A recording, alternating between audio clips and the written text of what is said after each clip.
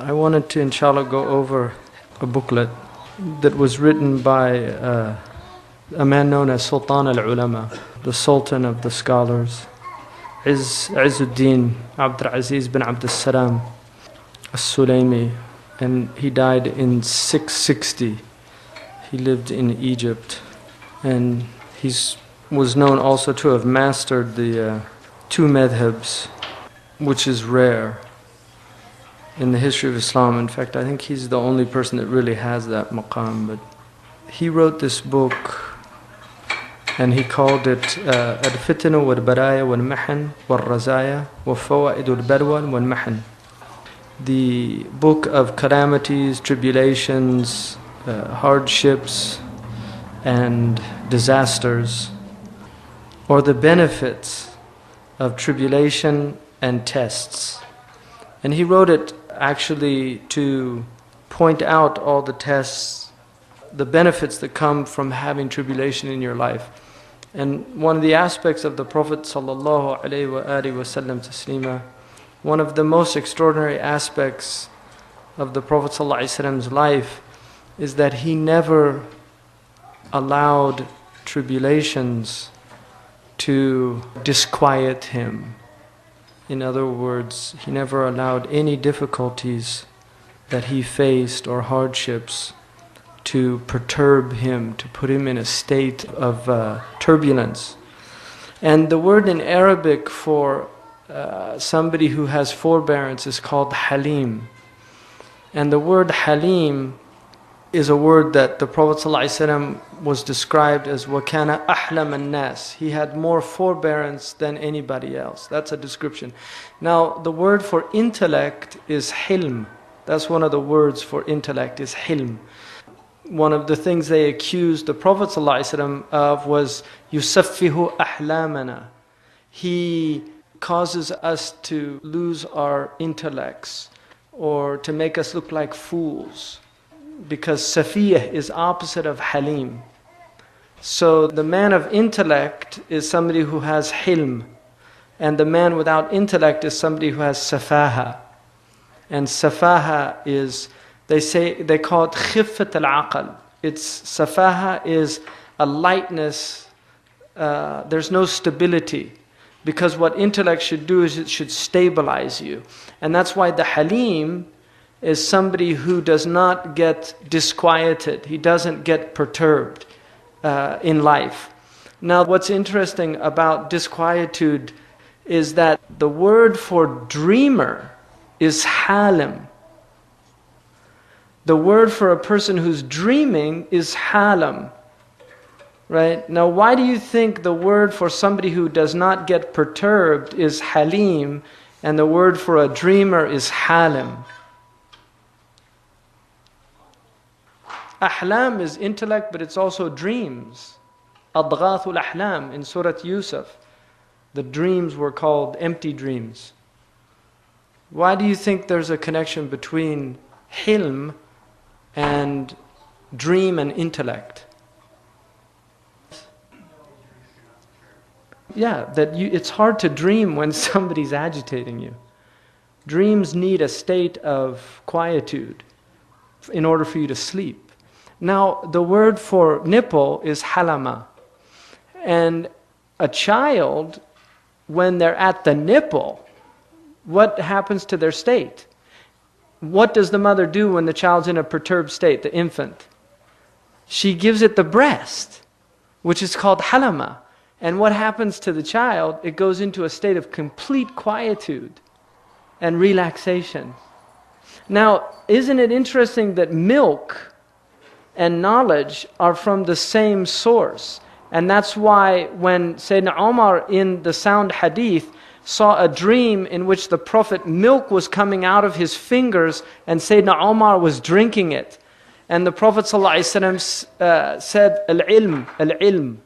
It's knowledge, it's knowledge. So, isn't it interesting that ghawaya, which means to go astray, means the inability to digest milk? In Arabic, you can look these up in Arabic dictionary. Ghawaya, which is to go astray, the root of it means the inability to digest milk. Because our first stage is to get through the 2 years.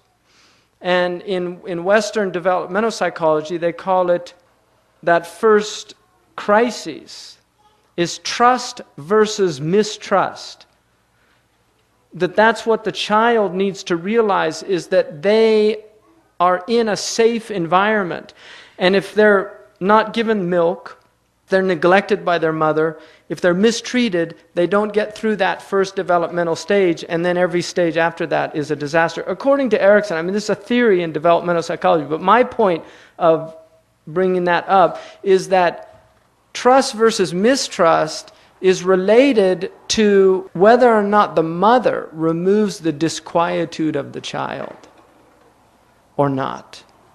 Because that's the key thing that the mother has to do, is recognize that the cry of the baby, there's a reason babies cry. And if you grew up in this country in the 60s, there was a character named Dr. Spock, and they're always giving new theories about how to raise children. But one of the theories in the 50s was mothers should ignore the cry of the child and regulate the milk according to fixed times, which is complete insanity.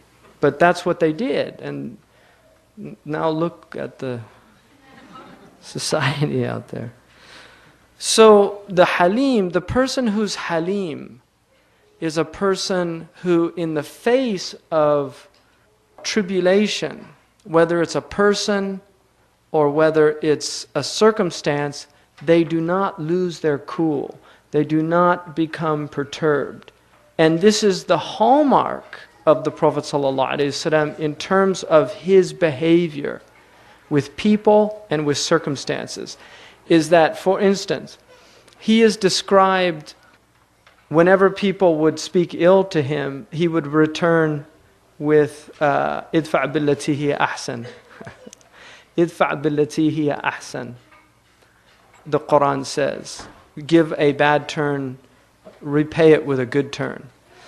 The Prophet ﷺ, when he was migrating from Mecca to Medina, he actually, ﷺ, according to the narration, Abu Bakr was very perturbed. He was troubled. And he would look at the Prophet, and the Prophet ﷺ, even though Suraqa ibn Malik was right behind them, and Abu Bakr was worried not about himself, he was worried about the Messenger of Allah. So he was in an act of ibadah. But the Prophet ﷺ was in a state of tranquility, and he was reciting the Quran, unperturbed. When they were in the cave, and Abu Bakr was very nervous, because right outside were the Quraysh, literally outside of the cave. And the Prophet ﷺ was in a complete unperturbed state. In battles, they said that the Prophet ﷺ used to hide behind him some of the people when it got very difficult, what they call ma'ma'at al-ma'raka. So the famous story of the Jew that came to the Prophet ﷺ and purposely upset him in order to elicit a response, and it was Omar who got very angry, and the Prophet was completely unperturbed, even though he was insulted by this man. And the man said that he had seen all of the characters of prophecy except for one, Hilm, and he needed to test that.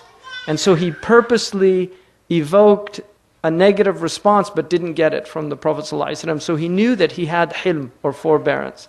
So one of the things about people that are disconnected from Allah subhanahu wa ta'ala is that they get completely disquieted whenever things get difficult. And it's a sign of weak iman. People whose iman is weak, when they lose the slightest thing, you see them disquieted, perturbed. One of the things that we are increasingly becoming incapable of is listening to each other. Just talk, human beings, without getting disquieted. So people can't have civil arguments.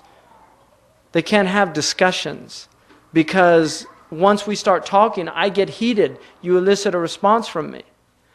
Like there was a physician in India who used to treat people with ruqya, and one of these modern physicians thought he was completely insane. And when he started arguing with him about this, And he said, how do you think words can affect anything? You need to give people antibiotics, and you need to give them things that will change their state.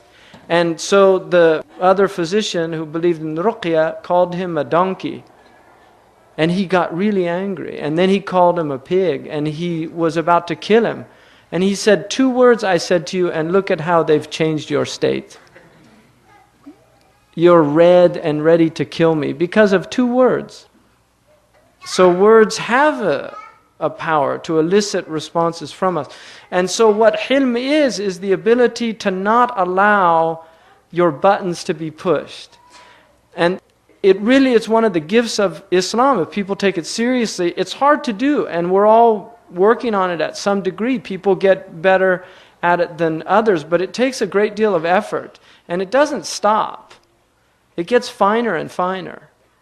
But removing resentment from the heart is a really difficult thing. Hasad, all these diseases of the heart. So this book he wrote as a way of helping people to understand what tribulations really are. Because one of the reasons we get disquieted about difficulties is we don't understand what the wisdom of the difficulty is from Allah subhanahu wa ta'ala.